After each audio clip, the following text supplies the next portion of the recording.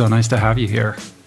Thank you for making the trip out to the hinterlands. I appreciate it. I can't imagine what your life is like right now. It's just been an absolute whirlwind for you, right? It's insane. That's the best way to put it, but it's all good stuff. So still a lot of momentum and adrenaline with it. Right. It's making it all work. It must be helping with the typical sort of post-marathon blues that tend to happen, right? Like you must be riding this crazy wave of energy.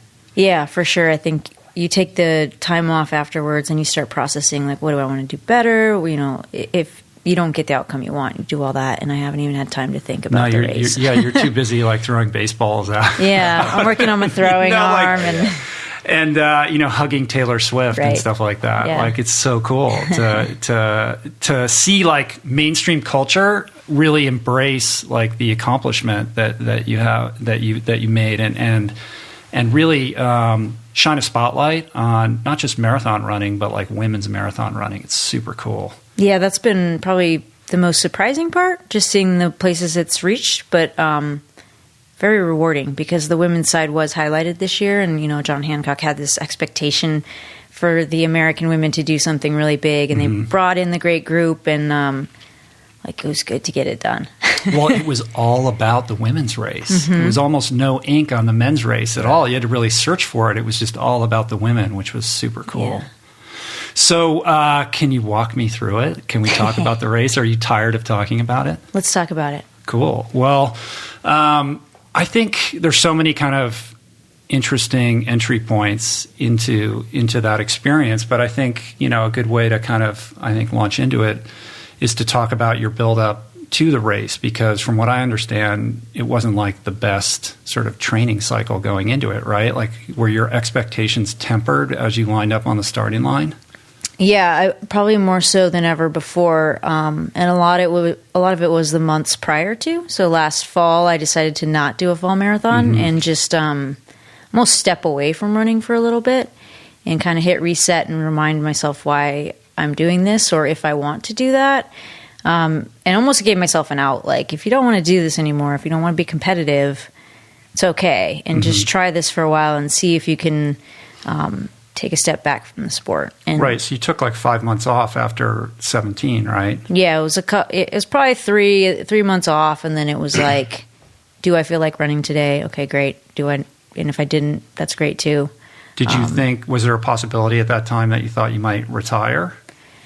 Not retire, but maybe lower my expectations and pick different races that maybe were, like, I really wanted to win a marathon. And I've been shooting for Boston, New York, the games, these really big races. And it was like, maybe I go do the local one, or maybe I do the Detroit Marathon or the Traverse City one or whatever it may be, just so I could have that experience of winning a marathon, because you kind of need that. Well, yeah, I mean, you sort of been a bridesmaid throughout your career. Like, you've been able to kind of ascend to the top of the sport and yet still lacked that, like, one big victory. For sure. And so was that part of what kind of motivated you to get back into serious training, or? Yeah. I mean, I missed it when I wasn't training and running. I got to the point where I started to miss it, and that was a good sign. Yeah, that is a good sign. And then I started doing races that were short and just out of my wheelhouse, but I could do a lot of races and compete, and you do a 5K every weekend, and I was like, this is fun too. Like, I like competing. And just kind of rebuilt my love that way. But it's not ideal for marathon training to have a block of inconsistency. Right. But I think finding that love for the sport is something that perhaps is a little bit underrated in the long run, right? For sure. If you're hating it every day, you could be super fit or hitting all your marks in your workouts, but your mental game isn't going to be as dialed as it possibly could. Right. I mean, having the passion for competing and for what you're doing, makes all the difference. If it's a job, if all it is a job, like, you're not going to be great. You got to love the work too. But at some point, it must have clicked in, like, okay, I'm going to Boston, like, it's time to get serious. Yeah. I mean, and Boston's always been the race that got me fired up. So once that was on the schedule and it was like, I'm going to that race, that's when I have an easier time preparing and like, okay, this is where I visualize myself down Boylston. And, I've been doing that ever since I first ran there in 2007. Like picturing yourself winning that race. You named your dog Boston, right? I did. Yeah. So this is like a heavy thing. Like why, I mean, I understand, but like why Boston? Why not New York? Why not Berlin? Sure. Boston was my debut marathon. 2007. It was similar conditions to this year's, not quite as bad, but it was a thing that kept me in the sport. I never thought I was going to be a professional runner, and I was like, well, I'll try this marathon, try to qualify for the Olympic trials, and then move on to the next thing. But after that race, I was like, I love this event. I love 26.2 miles, but this course and with all the history, it just captured my heart, and it was like I wanted to see what I can do here.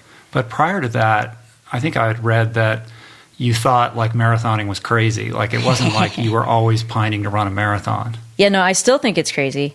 But yeah, I wasn't sold on it at all. I mean, coming out of in college, I was a person who was like, the 10K is insane. There's no way I'm running that far. I'm a 1,500 meter runner. Right. And the coach is like 5K, and you're like, oh, fine. You get talked into the longer stuff. It's interesting looking at the trajectory of your career because you were a good high school runner and you were a good college runner, but you weren't like a superstar. Like I think you got third at Pac-10s or something like that at ASU. So it wasn't like, oh, I'm going to have a career as a professional runner and just rise all the way to the top. Yeah. Is that fair to say? Or absolutely. Yeah, same type of bridesmaid thing where I was an All-American. I was a runner-up, I believe, at the high school level at a state championships. And but I always competed and worked out with athletes who had those big breakthrough performances. Like I ran with Amy Hastings, now Craig, Victoria Jackson, Lisa Aguilera, all these people who won national championships, and I did everything with them. So it was like, what am I doing wrong that I can't have this breakthrough? What am I doing wrong that, I'm working out and doing the exact same stuff as these guys. So I have the ability. I just haven't got it done yet. So what do you think it was that was not allowing you to get up on that next rung at that time? Like, what did you learn over the years that has allowed you to come? Because like your career is really just one of gradual progression upward, right? Yeah. Yeah, I mean, it was patience, just letting my body adapt to the work and not forcing things. But it was also, even in college, it was like I wanted it so bad that I tried to force it. And sometimes you have to like step back and love what you're doing and just engage in the process and not worry about the result. Like just worry about what you're doing right now. And I felt like when I would see things slipping, like, oh, the result is not going to happen today, I would just like get so frustrated and find myself giving up on it. So like detaching from those short-term results and just falling in love with running itself and kind of having a longer-term view. Absolutely. Yeah. So in the ramp up to Boston, you take this, I mean, it sort of appears on paper like that 5-month period off was kind of instrumental, right? In kind of rebooting your operating system and getting you fresh and excited about the sport again.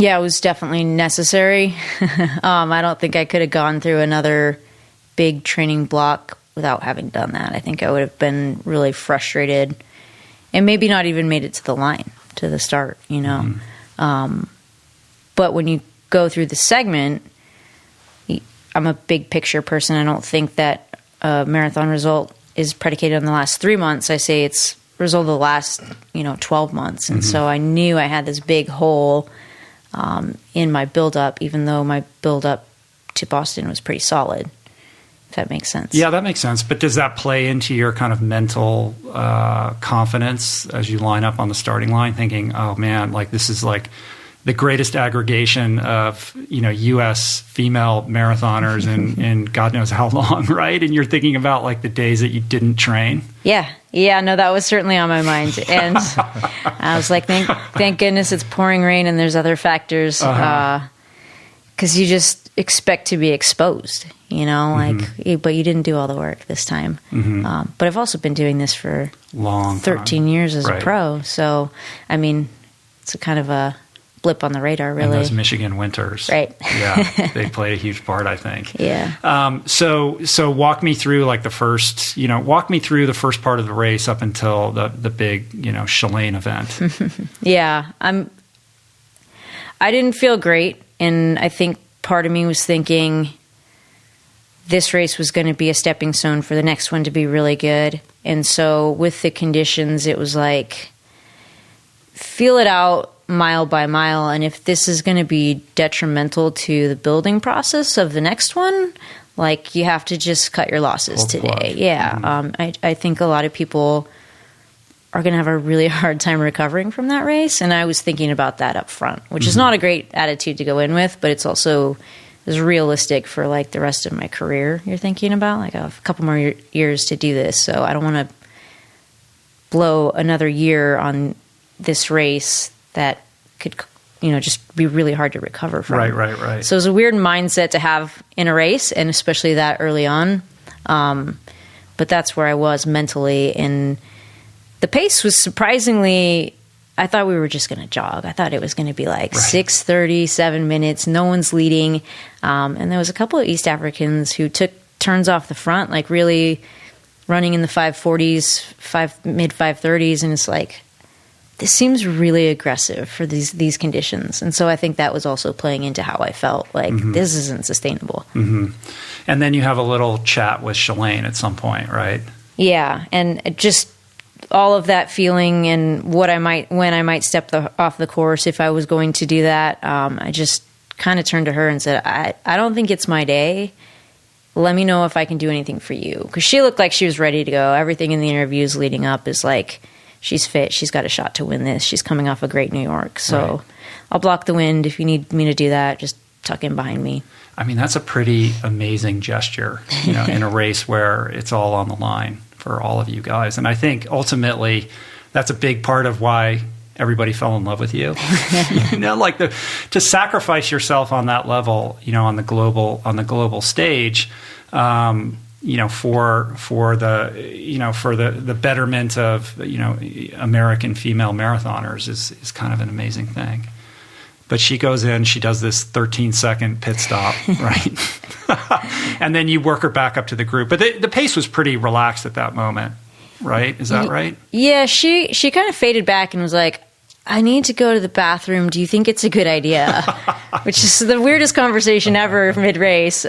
Typically, does that happen that often? It doesn't seem to happen that. And that's kind of you're done if you have to do that, right? Yeah. You're out of it. Typically, yeah. Yeah. Right. So, Josh, you're in a hotel room by yourself, pacing in your underwear, right? Pretty much, yeah. Screaming at the TV, when you see this, what's going through your mind? Well, I was down in the friends and family area, and they have a couple TVs, but you can't hear anything, and everyone's talking, and the competitors' families are there too, so you can't really get into it. And I'm a big sports fan guy who does yell at the TV and stuff, and I need to focus. Yeah, no, and I just want to pace and do the thing, like you're saying.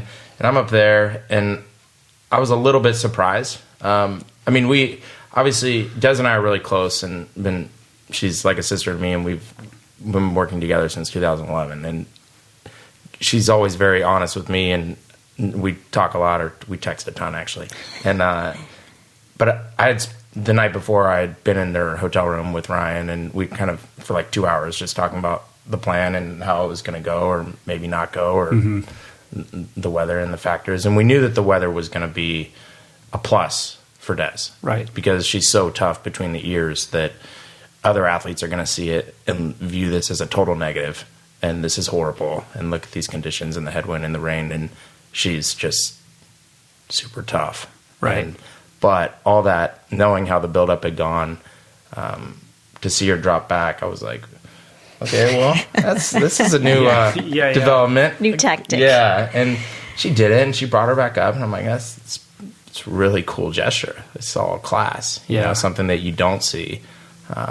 it was, you know, it was like cycling or something, and the domestique going back and right, helping, you know, to pull it. But you guys aren't technically teammates. No, and you're not. You didn't make some prior agreement to work for the betterment of the team leader. No, they're actually rivals, and they are team, you know, USA national team and Rio Olympians together and all of it. But yeah, there's this thing. I think over the last couple of years, the rivalry has really turned into friendship, which is really cool between Des and Shalane. And Shalane's an amazing runner, and we couldn't have been happier with her New York performance. But yeah, she drops back to help her, and it was like, well, this is very surprising. I think I read somewhere where you called Des a gamer. Yeah. So is there something about the heightened experience of being in a race that allows you to rise to the occasion? Like, does your motivation come from that, you know, being sort of placed in that kind of an experience, or like, is it about racing other people? Is it more internally driven? Like, what gets you pumped up? Yeah, I mean, I look forward to race day. I think some people get nervous or they're afraid of it a little bit. Like, I say all the time, you do all the training because the race is the reward. That's so fun to me. Like, I love lining up with everything on the line. Like, you could change your life today. That's so cool. I mean, and I look forward to it, and I get excited about that. And I think that's why I'm this quote unquote gamers, because I can't wait to race. You know, that's what I'm looking forward to. And I like the nervous, anxious, all of that, and just going out and doing your thing. Yeah, and having trained in the Michigan winters, I mean, I would imagine you're thinking, this is nothing compared to what I'm used to. These Africans are going to just cave. They don't like to run in the rain at all. Yeah, they're not even going outside on a day like that. Right. But, you know, I've had days in Michigan. There's some hilarious things that we do that you're like, that's just a bad idea. Yeah. I think I've run, the coldest is -30 wind chill. You know, and coach is like, go out and run, and we'll drive by you in case anyone gets a little too cold. Right. And it's funny, you're just like, he's insane. This is the dumbest thing. There are treadmills, you know, and you go out and you do it. You stop whining for a second. And like, it's actually not that bad. Like, if you dress right and you have some people with you, I'm like, oh, like, I didn't die. And so it changes your perspective on what you can handle. Right. I don't know if it's necessary, but.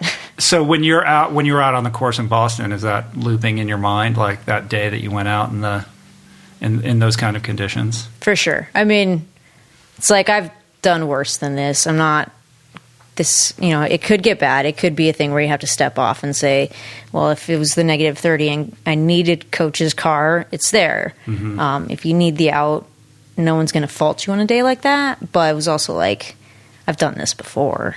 It's okay. So after the, you know, working Shalane back up into the pack, was there a moment where you know, things kind of shifted, like a gear shifted, and you thought, like, I actually like feel good, like maybe I can, you know, take this, or maybe I need to shift my expectation level?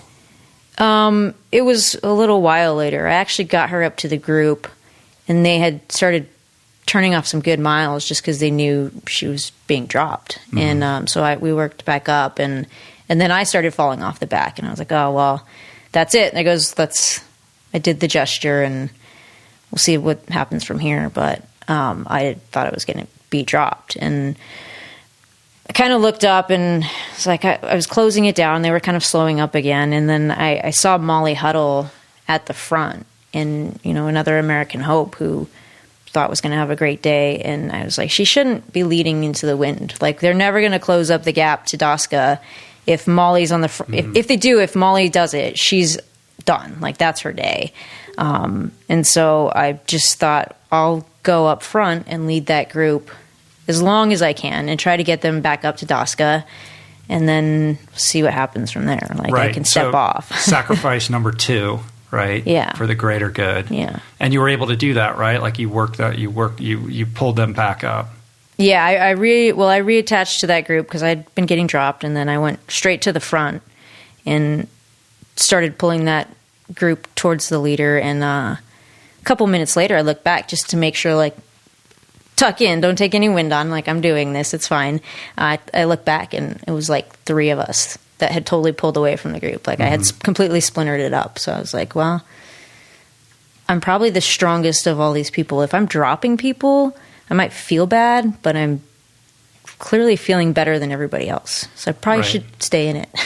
That's super interesting, that sort of equation between how you feel and how you're actually doing, you know, like your subjective experience versus objectively what's happening, and being able to like separate from how you feel and just continue to keep going. Yeah. I mean, my college coach, you know, would ask us before races all the time, like, you ready to go? And some people would respond, well, I feel kind of tired, or my legs don't feel that poppy. He's like, I didn't ask you how you felt. I don't care. You're either ready or you're not. And that's always kind of how I looked at it. Like, I've done the work, I'm ready. It doesn't matter how I feel. And I think because of the conditions I was really evaluating early on, like, how do I feel? Is this going to put me in the whole recovery, longevity, the whole thing? And so that's the first time I've spent a lot of time evaluating how I felt. And then by the middle of the race, it was like, I don't need to do that. Right. Just go back to what works. Right. And around this moment, like, what's going on in your head, Josh, as you're watching this unfold? Honestly, I couldn't believe it. I mean, it's Dez's story to tell, and she'll tell the whole story at some point. But I'll say this: since I've been working with her, I'm an eternal optimist. I always think, hey, she's put in the work. She's super solid. She always has a shot to win. There's only been 2 races that we went to that I'm like, she's probably not breaking the tape. And one was Berlin in 2013. We decided to go there because this was after her femoral stress fracture that she had at the London Games. And it was a comeback race. And it was like, hey, let's just go. Let's run under 230, just get one under our belt. So that one was just like, hey, let's just put it in the fairway. And this was another one because of, you know, since really last summer, it was a rough year. And she'd had some good days and some bad days and some zeros. And I just thought, this won't be one where she wins. I mean, it's just totally fair. Just being objective. I mean, how dare you? I know. It's like, you're fired. Yeah, you're fired. See you guys. No, but it was. I was in disbelief what I was seeing on TV, and my wife's in there, and my buddy Ben is in there, coach that I work with, because he wanted to hear as well. And I had the NBC Gold on my laptop, and I had the local coverage there. And when it goes to commercial, I'm listening to the other one, you know, and I'm watching this going, this is amazing. And it wasn't, it was just, I couldn't believe how good she looked. And she had some good days in training, you know, as you do. But if it was last year going in, her buildup was spot on. I thought, this Dez gonna win. Dez can win. This time I was like, well, we'll see. Right. Know? And I was just surprised that she looked so good. She was popping off the ground and everyone else was starting to fall apart. Right. Totally fall apart. When you dropped, she dropped the whole group, and then she kind of like looked back, and you see her look back, and it was like confused. Yeah. And then she just kept going, and it was like, dude, this might be her day. How much of that do you think is being able to kind of stay present and have your mental focus super attuned versus just the physical challenges? Yeah, I think so much of it's mental. And you can see it in the first half of the race where I'm doing all these things that I wouldn't typically do because of how I feel, and I'm worried about that. Right. If you felt great, you wouldn't have. You don't help people. You'd be like, right. They're on their own. Yeah. Yeah. But I think that helping people has removed me from thinking about myself and how I felt, and this is hard. And it was like, let me just do this task. And you become task oriented, and then you have a little bit of success. Okay, I got Shalane to the group. That was a win for the day. And you forget about the bigger picture, and you just stay in the moment and do the thing in the moment. And as I started to do that and just focus on the moment I was in, not what was ahead and how much was left and how bad I felt and how windy or rainy it was, that's when I started getting into a rhythm. I never felt great, but it didn't matter anymore. Yeah, like taking that focus off of yourself I would imagine sort of releases the pressure a little bit too. Yeah. Right. And then maybe there's a little bit of a greater relaxation where you can kind of settle into it and you're not really thinking about you and what you're going to do. And then suddenly everyone's falling off the back and you're like, oh, right. Absolutely. So it was kind of at mile 22, right? Where you took the lead. Yeah, I think it was 22. And Doska, we closed down the group on Doska, and Cheshire from Kenya was a little bit in front of me. I think she held the lead for about 3 minutes. And then I passed her, and I just felt like if I was going to pass her, I had to go from there in, just because the experience in 2011, I was like, you have to race from here and you have to race hard. And I don't want to be in a sprint finish on Boylston. So I'm going to start pressing now. Yeah. Yeah. 2011, you lost by 2 seconds or something like that. 2 seconds. Yeah. So is that's going through your mind, I would imagine too, right? Absolutely. Yeah. And forgive me if this is an ignorant question, but when you take the lead, do you know that you're in the lead, or are you still like, is there somebody else still up there? Like, how do you have that kind of clarity? Yeah, no, I knew I was in the lead.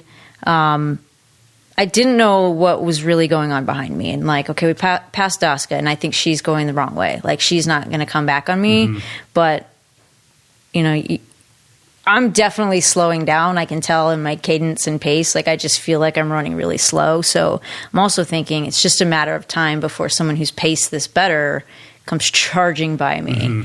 And then I also wasn't sure if Cheshire was able to respond. I kind of just thought she was going to sit on me and wait for the kick. And do you like turn around and check on that, or is it that's not like you just keep your eyes going forward?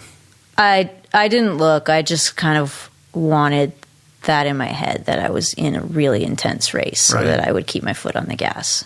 And how much does the crowd kind of contribute to the energy? Yeah. It's in Boston. It's amazing. They know when an American's in front, and they're out there cheering no matter what. But when it's, an American, you can feel it along the course. And, the crowds were a little lighter because of the weather, but it was still pretty unreal. Yeah.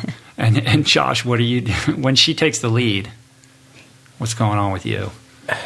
I just thought, I hope that those early water stations, elite fluid stations that she skipped, don't come back to bite her. This is the thing. She's a consummate pro. And I think a decision she made before the gun even went off that morning paid huge dividends. And she's at the church there at the start in Hopkinton, and all the athletes are going out and they're coming back in and they're soaked and they're freezing and they're shivering, and she decided not to warm up.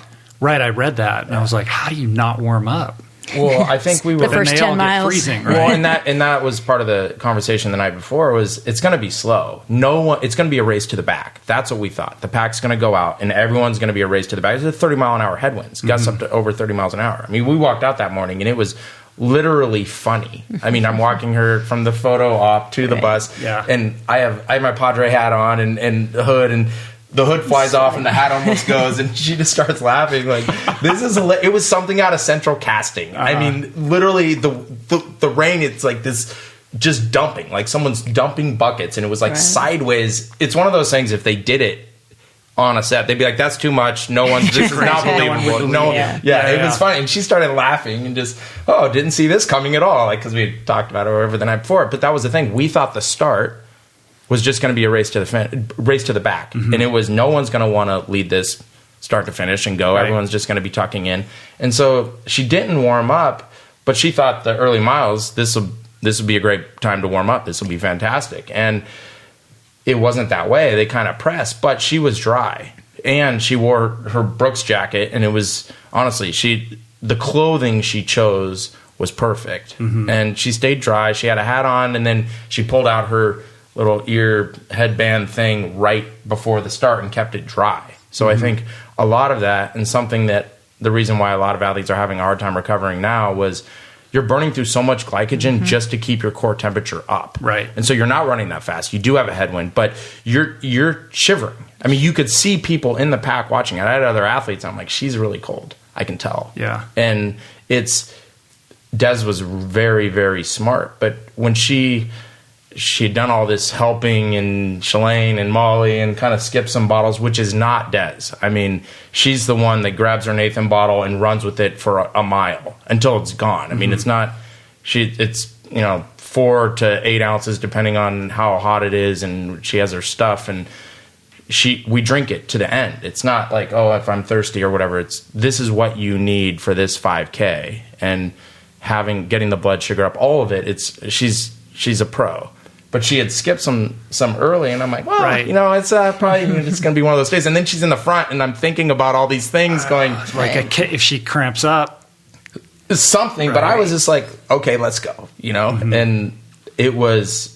I was tempering my expectations. So it's like the thing that we've talked about over burgers and beers and 100 times. Like, you're going to have your day. This is going to be amazing. And someday it's going to be you. And, it's like you start reflecting back on the London Olympics and sitting there at the Team USA house, and we all have the 1,000-mile stare. Like, you had to drop out. You made the Olympics. Yeah. And it's this like bittersweet thing. You've accomplished this big goal, and now it's just, this is it. Like, and then the Rio, and then it's last summer, and it's like this roller coaster of thing. You dream about this moment. So I wasn't letting myself believe yet that today was her day.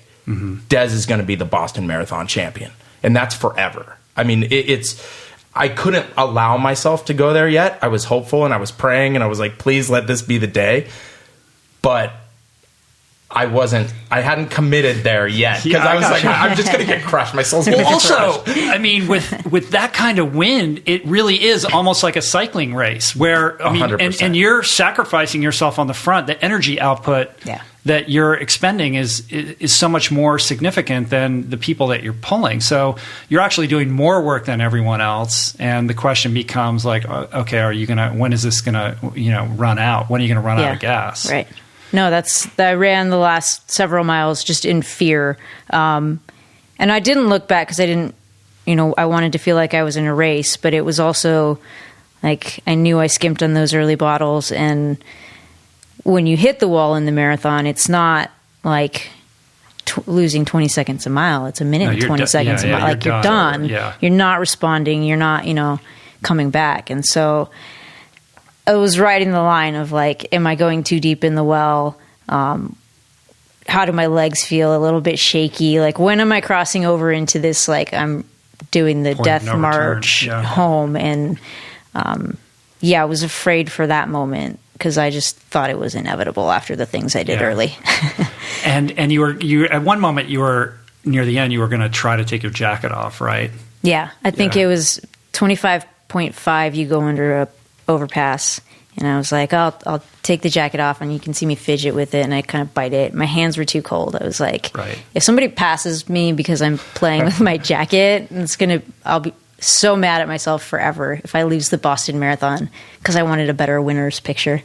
Like, that would be ridiculous. Right. The singlet shot versus the jacket shot. Like, I wanted it in the jersey instead of thing where you win. The image that will live in infamy forever, right? You doing something silly. There's the person who celebrated too early, and then there's the person who tried to get a better finishing picture. Like, that would be horrible.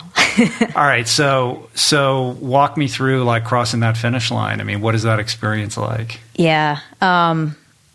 It's right on Hereford, left on Boylston. I made the left, and it was like the heavens just opened up and the wind gusted even harder. And I think I laughed. Like, someone asked me the other day, did you smile when you turned onto Boylston? I think I did, because it was like, again, it was just comical how bad the weather was. And it was like, there's 600 meters to go, and I'm going to get one last, like, rah from Mother Nature. And I still wasn't sure I had it in the bag, so I felt like I just needed to run strong and be ready to respond if someone was on me. So that's how I ran that stretch. And when I got past the Lenox Hotel, I think that's where I got outkicked in 2011. That's when I was like, okay, I think I got this. And then I saw Tom Grilk of the BAA did like a fist pump, and you could start hearing them announcing, like, this is Desiree Linden, she's going to be your Boston champion. And I was like, okay, I got it. And that's when I was able to celebrate. So it was a couple strides from the line. and I was in disbelief. I was just, this can't be real. And it was all this stuff we talked about, it just seemed like it was not going to be my year. Yeah, that's what makes it so beautiful and poetic, that you had sacrificed yourself twice. You had thought, like, this is, if anything, I'm going to help these other women. Mm-hmm. And then for it all to switch and make it your day is just something really amazing. So Josh, you sort of have this famous embrace with Des at the finish line, right? Like beating Ryan. Yeah. Well, here's the thing. She crossed. Go ahead. No. Go ahead. Okay, so she crosses, and then Joni's there, and I mean, we're there, and we're friends with everyone in Boston. We go there every year. We not just in the spring. We're doing other things. The servers at the hotel know us.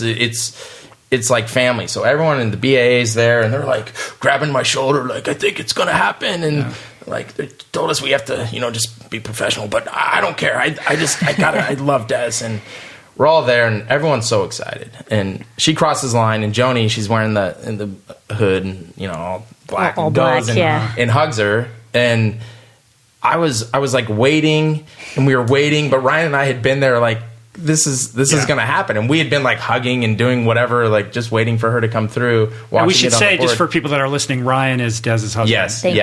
Yes. So Ryan Linden, great dude. So we're there.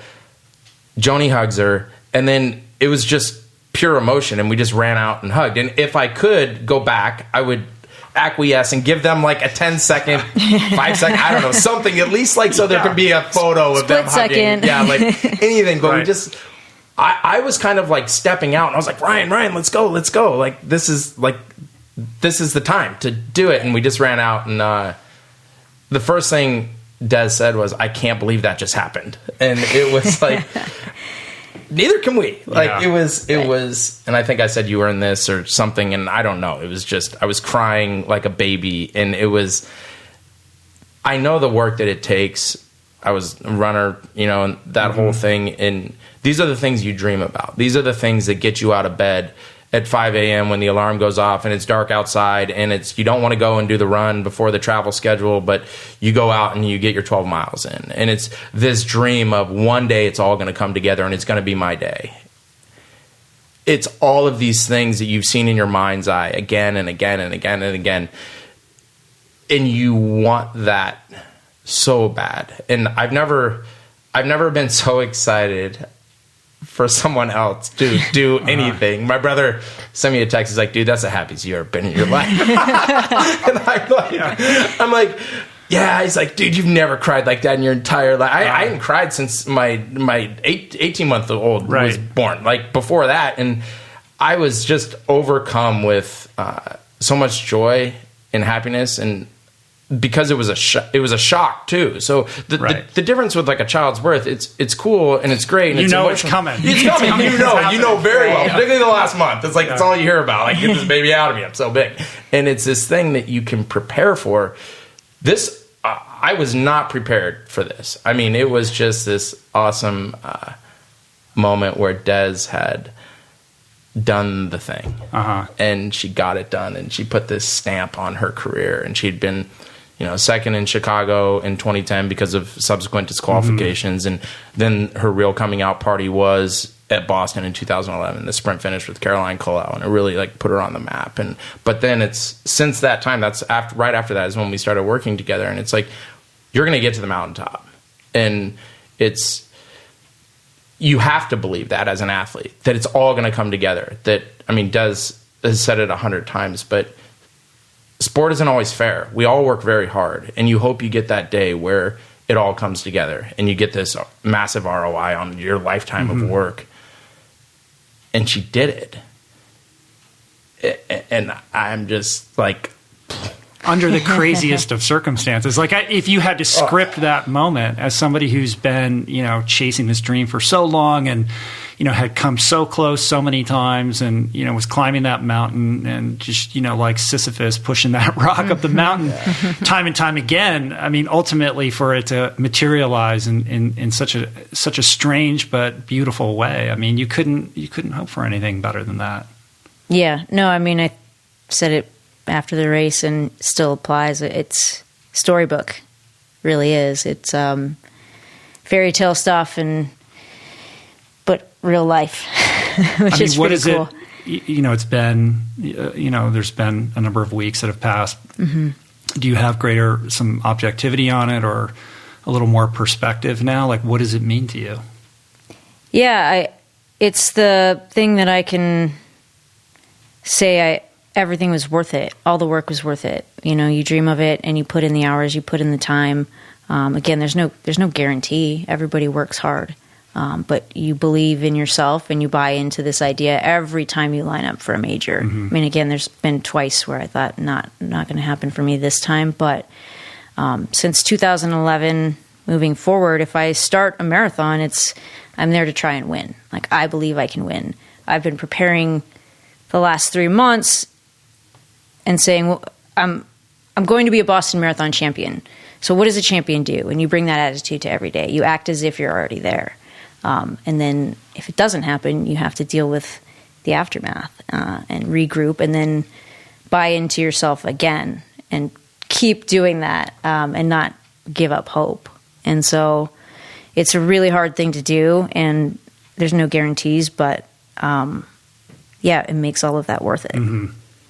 Yeah, I think if there's like a word that really kind of captures your career, it's persistence, right? You've got this phrase, keep showing up, mm-hmm. right? You trademarked it, which is genius. It's in the works. I love that. And I have my computer here because I wanted to read this tweet that you had pinned, which is, you posted this on March 5th. Some days it just flows and I feel like I'm born to do this. Other days it feels like I'm trudging through hell. Every day I make the choice to show up and see what I've got and try to be better. My advice, keep showing up. So can you expound on that a little bit? Because I think that's applicable to anyone and everyone who's chasing a goal or a dream. Yeah. I mean, the last 10 months prior to this were really tough, and it was as simple as go out for a run and don't skip the job just because you think it might go a certain way or you don't feel good. Just go and see. And most of the time you get out the door and it goes better than you thought. But if you don't do it at all, like, you have no chance of getting better. It's a zero. You just look at it with some kind of regret, So there was a lot of days where I didn't want to get out the door in the past couple months, and it was just show up, just try, just mm-hmm. see.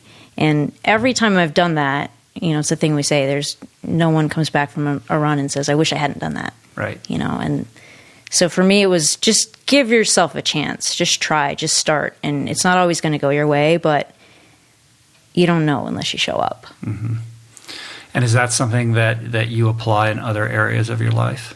I try to. Yeah. Yeah. I mean, as a friend and as a wife and all of that, even personal relationships, it's just be there for people, try and be a good wife. And some days it's hard, but you show up and you do the best you can, and that's how you get better. That's how you learn. And it's okay to fail. Just try again the next day. Mm-hmm. Yeah. What is your relationship with failure, or how do you think about failure? Yeah, I'm actually incredibly comfortable with it. I talk about it quite often. Last year was the big thing where I was like, I'm trying to win the Boston Marathon. I put it out there very publicly. And afterwards, it didn't happen. I said, I failed, but that's okay. And people were like, you didn't fail. You were amazing, this and that. And I was like, no, it's like I wanted to do this thing, and I failed to do it. I failed. But failure is an action. It's not an identity. We do it all the time. And if you learn from it, you get better, and that's how you grow. Mm-hmm. So I think being super afraid of failure, you kind of miss the point. Like, those are the lessons. That's where you learn the most. Like, you fail your way to success. I feel like we need a different word. Like, failure has such a negative connotation, and mm-hmm. it scares us. Yeah. If we could come up with a new word for it that we're comfortable with, then maybe we'd be more willing to put ourselves on the line.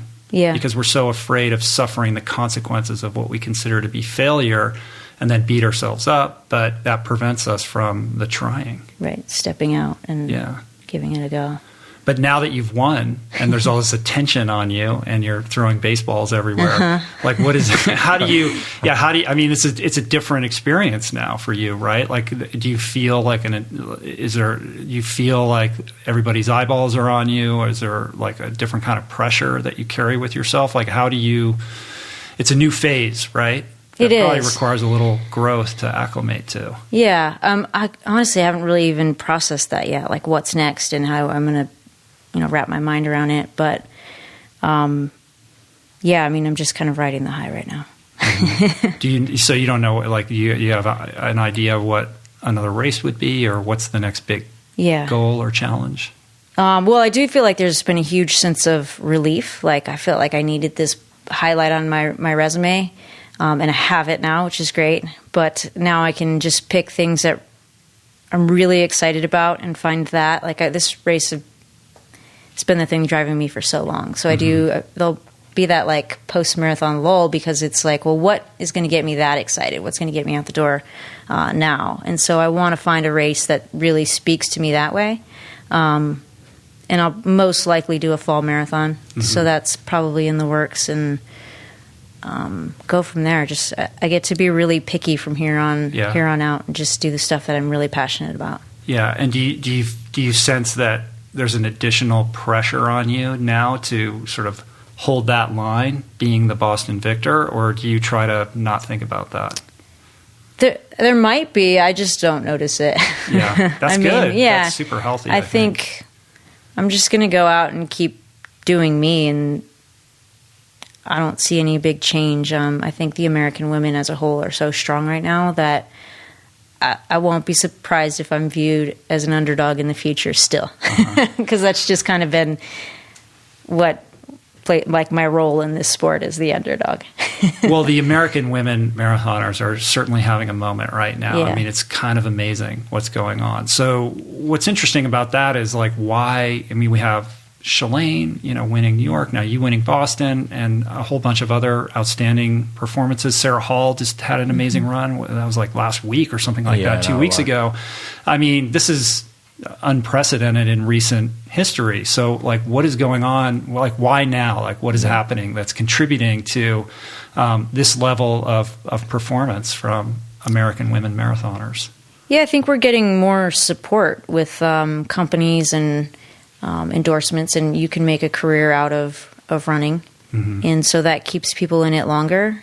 You can develop, and I think too, people are switching to the marathon earlier. It's like, it's this really great event that you can have a career in. It used to be as soon as you got too slow for the track, then you had to go the marathon, and that was where the old slow folks went. Where the marathon's it's getting sexy. People want to be there. They see the attention around this big event, and they're really selling it. And the success is going to breed success, and the more opportunities we have, and the more you can make a career out of it, the longer people can stay in it. So yeah, and also to see people performing at such a high level in their mid to late 30s. Yeah. I mean, that's just it's amazing, and that's purely a function of people being able to support themselves doing it. Yeah, absolutely. I would imagine.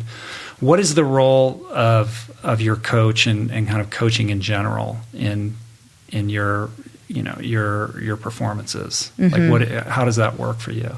Yeah, I've been with the same coaches for my entire pro career, and so like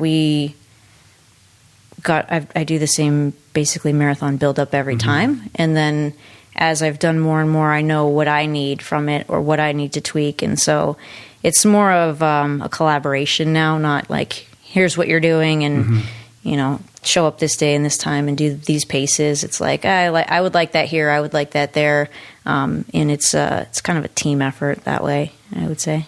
Has the training changed or evolved over the years, or do you kind of do basically the same thing you've always been doing? It's very, very similar. Yeah. And the big things that I think I do better than a number of my teammates, in which why I believe I've had more success with the training than some other people have, is balancing in speed work and breaks and then marathon training, and knowing you can't keep doing the same cycle over and over. You have to go back to the track, or you have to get into the shorter 5K races, do some cross country, and it's knowing when to put those things in and tap into the strength or tap into the speed. So in other words, a lot of other people aren't doing the track work and the speed work as much as you think they should be. People like to do what they're really good at, which makes a lot of sense, but sometimes you got to go practice the thing that you suck at and get better at it so that it helps you, with the strength stuff that you're good at or whatever it is. I mean, it's interesting to hear you say that because, I can understand that for sort of couch cruiser marathoners who are just trying to break 4 hours or whatever. Right. Like they don't need to do a lot of track work, but at your level, you guys are running so fast that I would imagine everybody's at the track. You'd be surprised. Really? Wow, that's interesting. Yeah. And also to hear you, I mean, it sounds like you're kind of a traditionalist, right? Like, okay, here's what works. This is kind of what's always worked.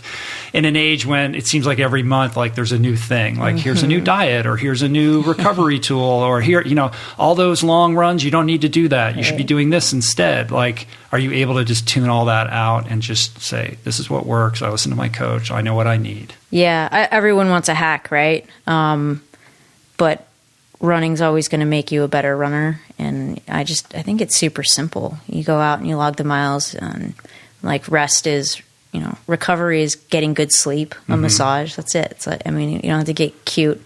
What about like compression socks and what are those, the Normatec boots and all that kind of stuff? Do you do any of that kind of thing? I'll flirt with that stuff. I don't mind the socks, especially if it's cold. Yeah. The track and field, they don't like compression socks too much, right? Yeah, not on the There's track. There's that great story where was it Chris Lieta went out to train with you guys up in Mammoth, and he shows up in his compression socks, and you guys are laughing at him. You're like, no, real runners don't wear those. Are you sure they just weren't laughing at Lieta? Yeah, we're just laughing at Chris. It's fine. No, he's a good dude. It's too funny. And Josh, as somebody who was an extraordinary runner in your own right, 50K was a world record or American record? American record. Does that record still stand? It does. It does? Wow, that's amazing, man.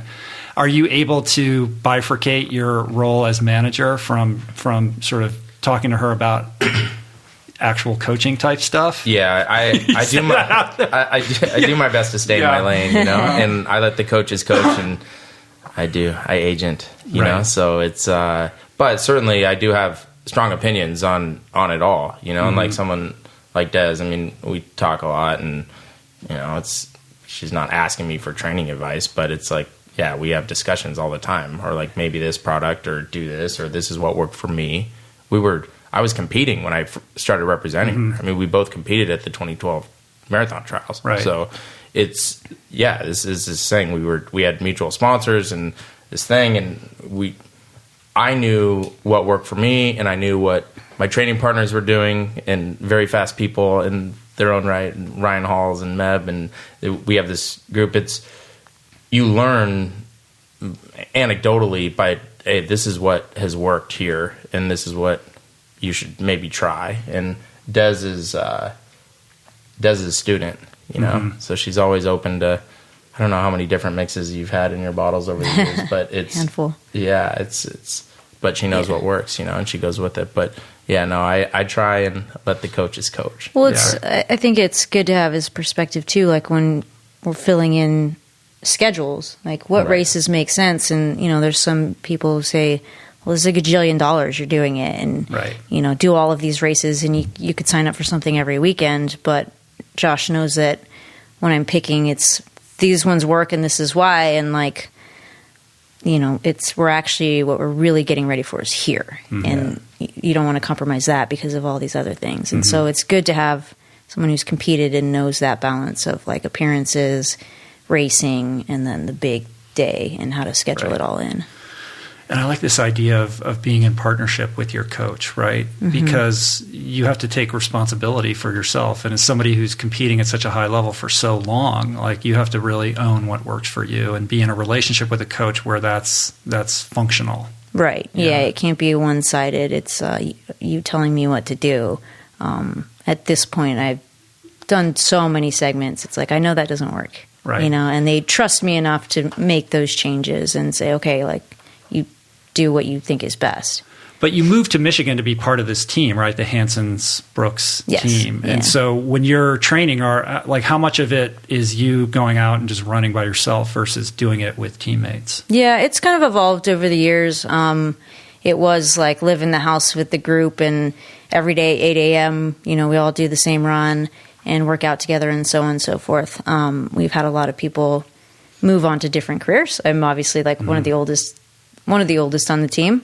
And we have a younger squad that's on the track, and their long run's 10 miles and I'm doing 20. And so it doesn't quite match up as well now, but I still have teammates. And then we've also kind of have like satellite athletes who live here. Right.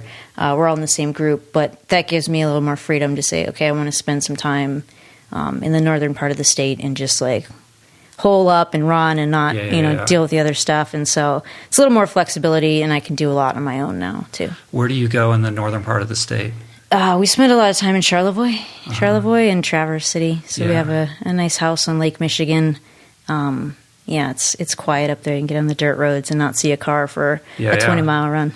I'm originally from Michigan. Okay. And all my extended family's from Michigan, and we used to spend all our summers on Lake Michigan. My parents had a house near Sleeping Bear Dune. Beautiful. Near Traverse, and it's amazing training up there. It's a hidden gem, so I hope not too many people see this and then run over the town with training camps. Yeah, well, you tell people in California that it's awesome, they just laugh like, at you. Unless you go, Josh, have you ever been up there? I have one time. Yeah, it's pretty beautiful up there. Yeah, it's nice. That's cool. So what about Ryan, your husband? Do you ever train with him? I do, actually. We matched up really well when he was just doing marathons. And so in Chicago 2010, he had a really great segment and was ready to run 224. I had a rocky segment. It was like, I think I can run 227, 226. So we had totally different race plans. And I see him at like mile 22. He's going the wrong way. I'm running up on him, and I outkicked him. Right, you beat him by like 1 second. 2 seconds. 2 seconds? Yeah. How He's often like, do you remind him of that? I hate you. Like, but you love me. So you'll go out and train with him a little bit? Yeah, he's moved into the Ironman world, so that's his thing. But he can still run with me. Right. And on your big weeks, like, what's the mileage look like? I'll get up to around 130. Yeah. Real big week, yeah. That's a lot. It's a lot of time. Uh-huh. Have you ever, so you had the injury in London, right? But other than that, have you been able to avoid big injuries? That's the biggest, and I've had like little niggles here and there, stuff that I'll catch early, and it's like, oh, take a couple weeks off and you're good to go. So I've been very lucky. Right. Yeah. What scares you? What's out there that like freaks you out? Like physically, or like the fear of not knowing what's next? I guess anything. I mean, on the one level, like, is there an event that you're really intimidated by, that you're scared to do? Yeah. And then also just life stuff. Yeah. I'm always intrigued by the Ironman. Like, here we go. Switching over, But I'm a sinker. I go out for the swim and just be boom. Yeah, but you just get a thick wetsuit. That's right, fine, the buoyant. They make it easy. Yeah, I like, you watch they put together the video at the end. It's all inspirational. Like at the awards, and you're like, this is beautiful. These people are so tough, and like, I want to do that. And then I see my husband's like training schedule, and I'm like, that's horrible. Yeah. There's no way. Well, I mean, the NBC coverage is so beautifully put together that it looks like just a big romance. Yeah, it's a feature film. Right. It is. No. The reality of it, I think, is a little bit different. Well, that's interesting. Maybe a little post-career Ironman experience. Possibly, yeah. Fun. Yeah, you get to wear compression socks. That's right. That's why. It's more for the fashion. There's a lot of amateur athletes that listen to this show, so I thought it would be interesting to share like some insights. As somebody who's been around the sport for so long, I'm sure you see, because what you do is, it's very rare in the sense that you're participating in the same event with all the amateurs, right? As a professional, like that only exists in a few sports, like triathlon and running. What are the things that you see, if you do, like that you see amateur athletes doing where you're like, what are they doing? Don't they know? Like if they just did this, it would be so much easier and better. Yeah, I mean, I think it goes back to the hacks. Like, everyone wants the quickest way to the PR, and they want the fastest shoes or the lightest this. I'm not going to pick on the triathletes, but like the gear. Or you can pick on them. Okay, I'm going to pick on the triathlete. Yeah. No, the gear is like huge. It's like, let me shave something here, let me lose a couple pounds there, and like, just train. Like, it's so simple, especially back to running. It's right foot, left foot, repeat. We all do it. Put in the time, do the work, and you're going to see the improvements. Don't try to do the shortcut. Mm-hmm. Just expect for it to take some time. Yeah, do the work, man. Most people, they want to talk about the shoes and the watch and the heart rate monitor and all that kind of stuff, and it's like, just go out and do it, right? Yeah.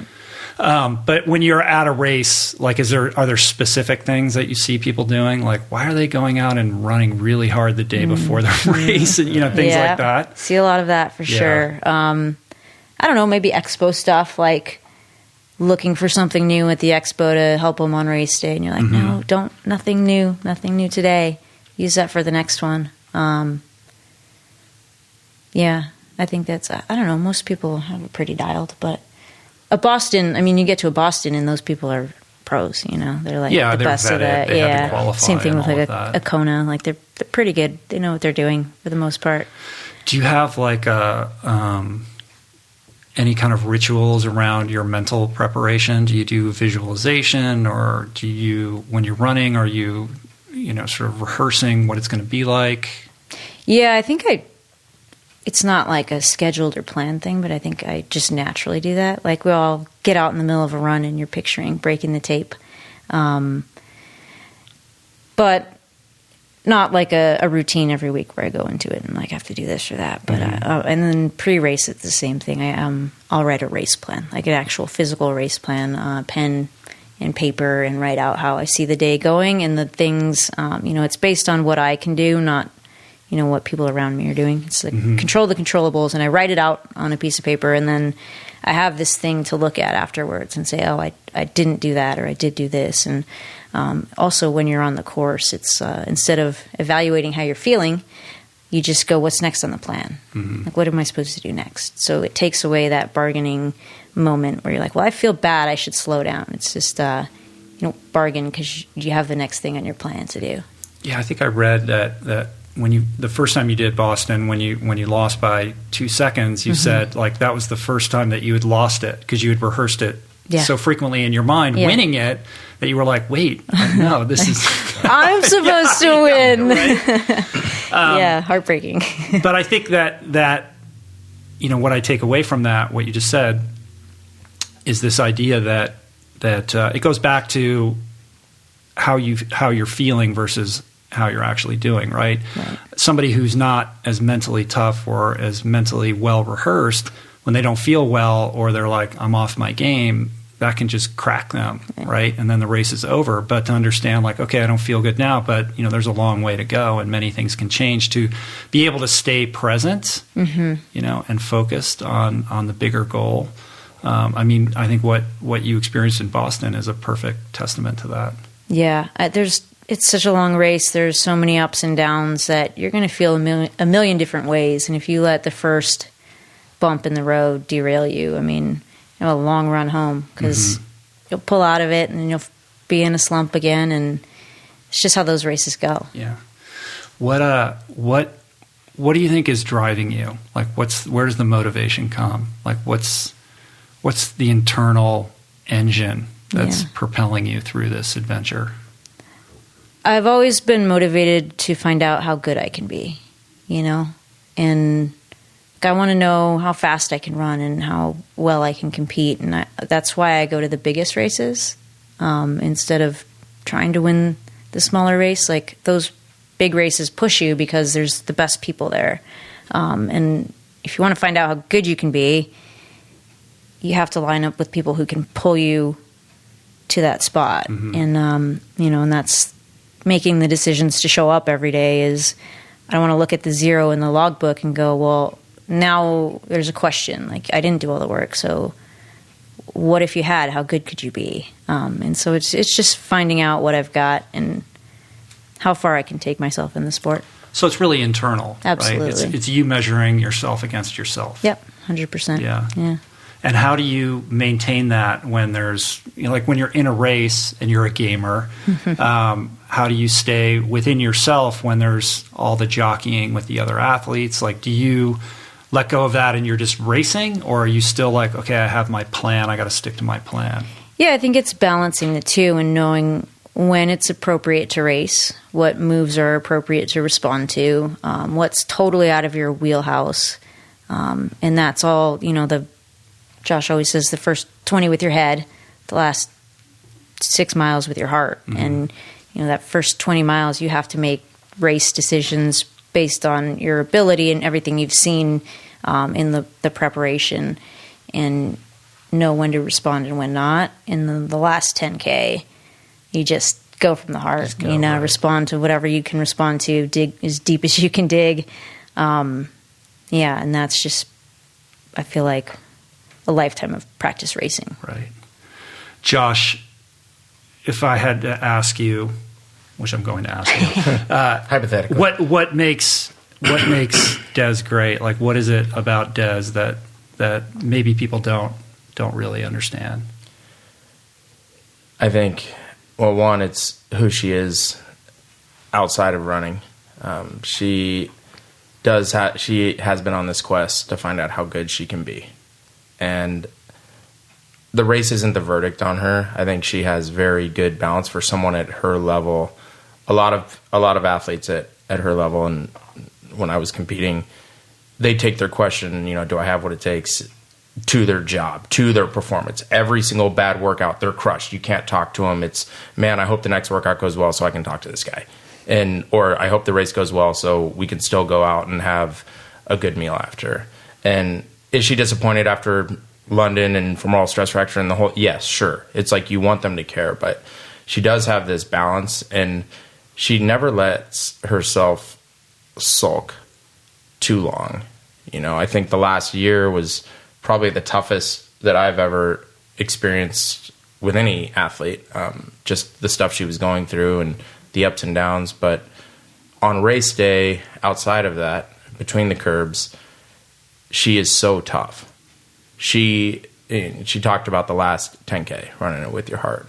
She knows how to put herself into the pain cave and be tougher than she's ever been physically. She'd be stronger than she's ever been mentally. And she's going to give herself every chance to succeed. She does a fantastic job of race day execution. That's the thing. A lot of athletes, they do the same build-up, amateurs all the way up to the pros. You look at it, and then they totally do not execute on race day. And that's the thing. You look at it, and I do a lot of announcing for NBC and whatever, and we go to these races, and you hear these pre-race comments, and the guys are like, well, I just plan on going through the half in 62:30, and I'll slow up on the back half, but I'm pretty sure that I can still PR. And it's like, the data doesn't show that. Like, you want to run even. There's no such thing as banking time in the marathon. Yeah. If you want to run 3 hours, being 5 minutes ahead of pace at halfway is not awesome. Like, that's bad. You want to run even. The fastest times in history are even or negative splits. Second half faster. Does not mess up the race day execution.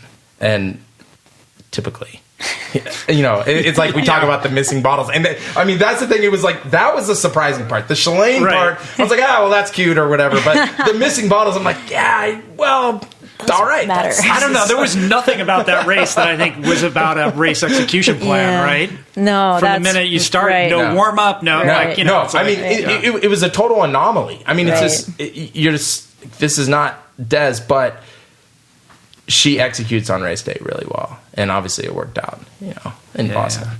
Is there anything, like, with this white hot spotlight on you right now, and you having to run around and do all kinds of interviews and stuff like that? Is there any part of you, Des, that you feel like is being missed or misinterpreted, or the people are not understanding about this whole thing, or you in general? No, I think have always been very open and honest and genuine, and so I feel like it's always been received correctly. I don't know, Josh, what do you think? Well, okay, this is the part of the podcast I was this is your moment, go. The cool thing about Des is she is super comfortable in her own skin, and she's not the one that gets all make-upped and stuff when she goes to run or to an appearance or whatever. I mean, we go to billboards and I'm like, yeah, you have 45 minutes scheduled for hair and makeup. And she's like, what are they going to do for 45 minutes? Like, you know, and she looked beautiful and it was amazing. But everyone was like, oh my gosh, she looks amazing, you know. But it's because this is her. She's totally comfortable in her own skin, and she speaks her mind, and she always has, and it's what makes her endearing, and it's why what you see is what you get. There's Des doesn't pull any punches, and she's not putting out the facade, and this is who I need to be on social or whatever, right. And this highlight reel of my life, and this is what's going on. It's her pinned tweet. This is me being honest, and this is who I am, and so there's. With a lot of people, it's like, well, there's a lot you don't know, but I can't talk about it here, right? You know. But with her, she is super comfortable in her own skin, and that's what makes her so cool, and that's why everybody loves her. Yeah. I just wanted a pat in the back. Thanks. Yeah, I know. This is like a big love affair happening here. So you guys were in San Diego yesterday, right? Yeah. And you did this Run Rock and Roll race, and I saw the tweets. There was like an active shooter. So what happened? It was pretty unclear. It was, here's this thing going on by the marathon. And then as people get more information, it's like, it wasn't at the marathon. It wasn't towards the marathon. It was near the marathon, but just in case. Mm-hmm. And so it was like. They shut down the course. We went to get brunch. It's a really great place. And we had these massive omelets and it was super. And we're walking back and we get back to the West End and we see all of these ambulances. There was 6 of them lined up. And I'm going, what's going on? We're not near the race course. And I asked Tara Welling, pro that was there that had raced. I said, what's going on? She said, well, there's an active shooter situation. I'm like, what? I'm like, I said, what are you doing? So I'm waiting for my mom. I said, you need to wait inside. Yeah. Have her text you. I was surprised they didn't have staff saying everyone inside. I mean, we didn't know what was going on. So immediately we were going to go take a nap, but we went up to the bar. We're like, can you turn on the local news? And we're trying to find it on Twitter. And I'm like, I'm just going to say everyone should go inside. I don't know. And we put a link, the NBC San Diego link, this is going to be updated. But apparently there was an incident and then they shut down the race course. And because, I mean, you don't know. You don't know. It turned out that it was an altercation that had nothing to do with the race, right? But how, the chaos that can ensue in the midst of that, and being like Boston. Were you guys in Boston? Mm-hmm. Was that one of the years that you raced? I didn't race that year. Yeah. Were you there, Josh? Yeah, I was doing coverage for that. Yeah. Right, and so the kind of residual experience of having been there when that happened. When something like that occurs, you're like. That's the thing is, you got a DEFCON 5. Everyone's trying to get the news, but no one has the news, and you don't know what to believe or what to put out there. If it's going to create more fear, it's just let's pause and figure out what's really going on. Right. But also, you don't want people being set up to be in a really horrible position. So if you can get someone out of harm's way, then you do it. But there is this social media 24-hour news cycle. People want to be first rather than right. Mm-hmm. And so there is this balance of is this legit? Is what, and okay, this is confirmed, and okay, we should send something out. But it's you just pray to God that nothing like that ever happens again at a race. Right. What in Boston this year, I mean, what is it like around the finish line? Do they have added security and all that kind of thing, or? Yeah, I mean, we noticed it the year after was totally different world, and I think they have it down so well. Dave McGilvery and his team in the BAA, they're pros. They've been doing this for so long, and I think the response on that day was great. It was just a horrible thing, but they handled it very well, and then they got even better. Mm-hmm. So it's different, but I don't ever feel uncomfortable out there. Yeah, it's such a crazy thing, right? And you're so exposed because the course is 26 miles long. I mean, it's like if somebody's motivated, what I mean? There's really nothing you could do. There's no way to police 26 miles of course, particularly on a point-to-point the way that in Boston is, Right. And they do as much as they possibly can, for sure. So, Des, are you training at all right now, or are you just taking a break? When I can. I've been traveling around quite a bit, and it's just trying to get something in every day. And then if it can be quality, that's great. But I'll start really diving back into things probably a couple weeks here. Mm-hmm. So Yeah. Got a few more baseballs you want to throw out. That's right. Yeah. What do you got? Do you have some cool stuff on the schedule coming up? Yeah, I mean, we're going to New York this week for the mini 10K, and Global Running Days on Wednesday. Not to date the podcast, but she is going to be doing some stuff there at the New York Stock Exchange and some different things and appearances and whatnot. And then going to the BAA 10K cool. at the end of the month. So she gets one weekend off. That's right. One weekend to train. Yeah, exactly. She did run 2 hours yesterday, the pace group. So that was yeah, right. But a lot of selfies and Insta. I'm actually a little. No, you were like taking sore. pictures when you were going and putting them on Twitter. I saw that. Yeah, it's very cool. One of the things that I always kind of talk about on the podcast as a father of 2 daughters, people say, "Oh, there's no great female role models out there," and I think there are lots of them. There's amazing women doing amazing things. It's just that we don't do a very good job of really celebrating them to the extent that we should, and we're focused on the Kardashians or what have you. So now, as this newly anointed female role model, how do you think about what you do and who you are and the impact that you can have on young girls? Yeah, I mean, it's definitely really cool to know that we have the spotlight on our sport, and I don't think I'm alone in it at all. I do think that the American women distance runners right now, there's a ton of faces that are doing great things and are really inspiring, and that's the whole thing, is if you can make this somewhat selfish sport connect and matter and get somebody to buy a pair of shoes, get a girl to decide to take up running, and it's a lifetime activity. You can change a life, which is really cool. I don't see myself changing how I do things. It's just me being me, and I hope that there are really great parts that people will, want to emulate or, be inspired by. But I'm not actively trying to say, hey, I want to change this or change that. I'm just going to. You're being you. I guess it's lead by example. You don't need to be anything more than who you are. Yeah. Just you being you and what you do is really inspiring, and it's powerful. And I think it was really cool how the media really did, latch onto your story, and it was so broadly told in such a beautiful way. And I think it's really cool for our culture right now. We're in crazy times right now, and we need more stories like you. So it was so great that it unfolded in that beautiful way. And I think that the legacy of that, will continue to be told for a long time. And I think you're in a position to really influence a lot of young girls in a really positive way. And I think that's super exciting. Yeah, it's pretty cool. Yeah, it is. So if there is a young girl listening to this who's like, she seems cool, what do you want to say to that person? I would say figure out what you're about. Figure out what you want. Get comfortable with yourself, and it might not be running. Whatever it is that you like to do it with all your heart and dream big and give yourself a chance. Show up and do whatever it takes. And, just love what you do. I think that's why I've gotten this far in running. It's just loving what I do. And it makes, it's like kind of a cliche, but if you love your job, you're never going to work a day in your life type thing. But it's true.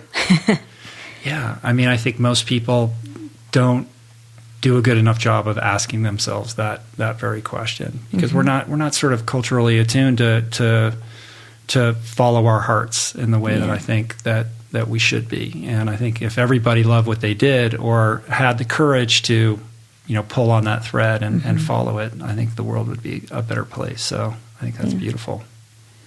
And I think that's a good way to wrap it up. Sounds great. Yeah, so thank you so much. You are an inspiration. I really appreciate you coming to talk to me today. If people want to find you online, what's the best place for them to do that? I'm on Twitter at Des, DES_Linden, LINDEN. And it's Instagram as well. I put some fun pictures out. Yeah, cool. And Josh, what about you? I'm Josh Cox. Yeah, but just follow Des. That's what I'm all about. Yeah. He'll be on there at some point. You're atoning for that hug. It is. Yeah, exactly. No, it's cool. I really appreciate your guys' time today. Thanks a lot. Thank you. Cool. All right. Thanks, Blast. Appreciate it, man.